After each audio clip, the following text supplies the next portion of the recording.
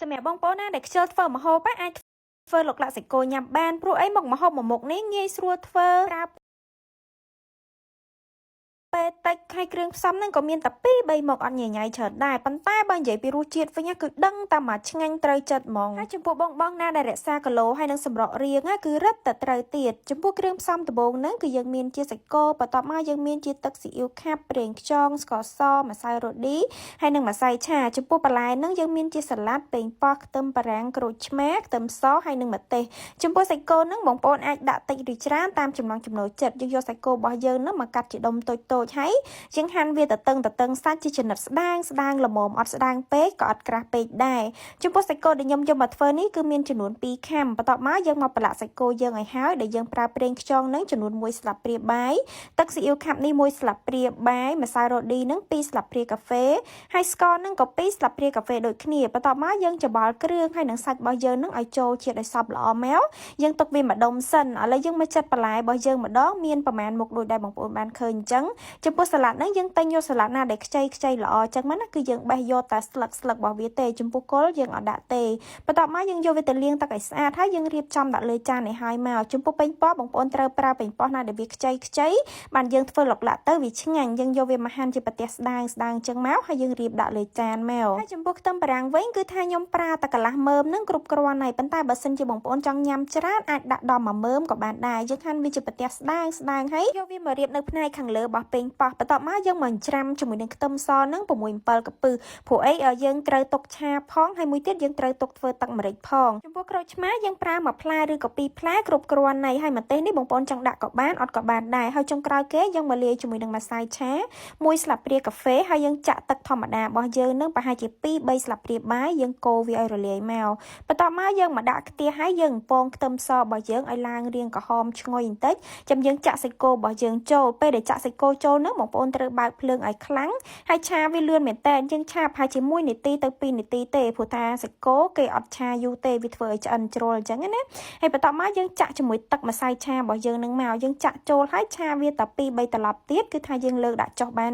នហើយពេលដែលយើងលើកដាក់ចុះហ្នឹងយើងត្រូវដួសសាច់គោដាក់ពីលើខ្ទឹមបារាំងរបស់យើងបងជៀសវាងកុំដាក់លើសាឡាត់ឲ្យសោះព្រោះអីវាធ្វើឲ្យសាឡាត់របស់យើងហ្នឹងជាំញ៉ាំទៅអត់ឆ្ងាញ់ទេហើយឥឡូវយើងមកធ្វើទឹកម្រេចម្ដងចំពោះខ្ទះដែលយើងឆាសាច់គោមិញហ្នឹងបងប្អូនចាក់ទឹកថែមបន្តិចមកទុកវាឲ្យពុះហើយយើងកូរវាឲ្យរលាយម្សៅឆាដែលយើងបានដាក់ចូលហ្នឹងហើយយើងលើកដាក់ចុះមកបន្ទាប់មកយើងមកលាយជាមួយនឹងម្សៅរ៉ូឌីចំនួន1ស្លាបព្រាបាយស្ករសឬក៏ស្ករអំពៅ1ស្លាបព្រាបាយចំពោះម្រេចដាក់តិចឬច្រើនតាមចំណង់ចំណូលចិត្តបន្ទាប់មកយើងដាក់ជាមួយនឹងខ្ទឹមសអញ្ច្រាមបាច់ក្រូចឆ្មាចូល2 3ចំណិតបន្ទាប់មកចាំយើងដួសទឹកដែលយើងបានដាំលើភ្លើងមិញដាក់ចូលបន្តិចមកបើបងប្អូនចង់ឲ្យរាវខ្លាំងដាក់ឲ្យច្រើនបើចង់ឲ្យខាប់ដាក់ទៅបន្តិចបាន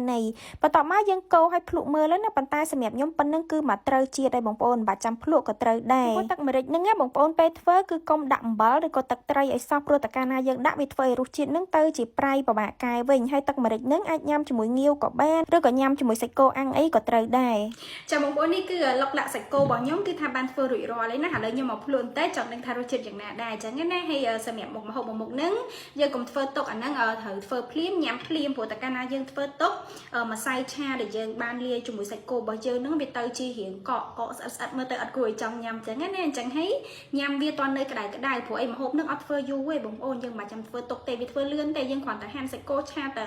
2នាទីទៅគឺឆ្អិនហើយអញ្ចឹងចាំពេលណាយើងរៀបញ៉ាំចាំធ្វើអូខេឥឡូវខ្ញុំមកភ្លក់បន្តិចណាសម្រាប់ការញ៉ាំហ្នឹងយើងចាប់សាឡាត់ដាក់មួយសន្លឹកម៉ាវហើយខ្ទឹមបារាំងហើយនឹងសាច់ដាក់គ្រប់មុខមកហើយចាំស្រូបទឹកជ្រលក់ពីលើទៅហើយសម្រាប់សាច់គោដែលយើងឆាឡុកឡាក់ហ្នឹងគឺគេអត់យកប្រៃទេណាបងប្អូនយើងយករសជាតិគឺឡែមព្រោះអីយើងនៅស្រោចទឹកម្រេចទៀតតែកាលណាយើងយកប្រៃមកស្រោចថែមទឹកម្រេចទៀតគឺដឹងតែប្រៃហ្មងហើយបងប្អូនណាដែលចង់ញ៉ាំពងទាថែមអាចជៀនពងទាឬក៏ពងមាន់មួយគ្រាប់ទៀតដាក់ក៏បានដែរអូខេនេះនិយាយមែនបងប្អូនមួយមុខនេះគឺជាតិសាហាវហ្មងណាខ្ញុំឲ្យតែធ្វើឡុកឡាក់សាច់គោអញ្ចឹងខ្ញុំមិនដែរញ៉ាំបាយទេបងប្អូនគឺខ្ញុំញ៉ាំតែឡុកឡាក់នឹងសុតហ្មងណាអត់ចង់ញ៉ាំបាយហ្មងហើយខ្ញុំធ្វើសាច់គោប្រហែលជាមួយខាំកន្លះ2ខាំអីហ្នឹងគឺខ្ញុំញ៉ាំបានហើយអត់ញ៉ាំបាយទេ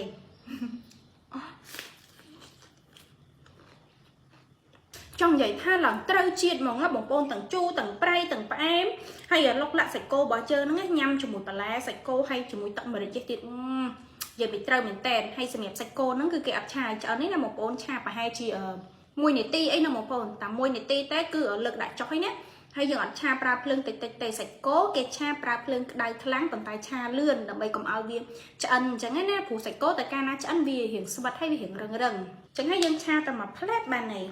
hay tâm bà đằng nướng ăn miên cặp pô lấy là một con khơi nhom đã chay hay đu sạch cô đã bị lớn nướng ăn cặp pô lê của ấy sạch cô bao giờ nướng nhưng đu đã từng cái đai chẳng tới việc phơi tâm bà đằng bao giờ nướng ở sập quap đôi tâm bà đằng cha ăn chẳng nhé hay ở mỗi tiết dương cũng đu đậm lơ xà lát ta bồng ồn chủng pu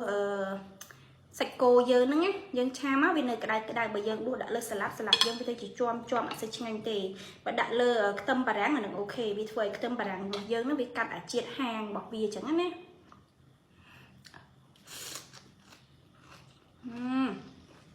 sạch cô bỏ chương á cứ phơi lọ mình tàn một ồn hay ọt rừng ọt vật ấy nè cứ nói tốn hay nhâm cho mùi bà la cho mùi tắc cho lụn tôi vì thở chết khi mình tàn